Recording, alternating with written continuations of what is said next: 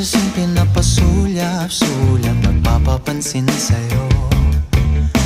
Umabot sa palitan ng mga mensahe, kilig na kilig ako. Kumusta, kain na, hello, magandang umaga. Ingat ka, pahinga, huwag kang masyadong magpupuyat pa.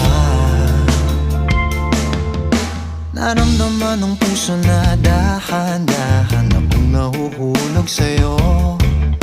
Sa kada araw natin na pag-uusap, meron ng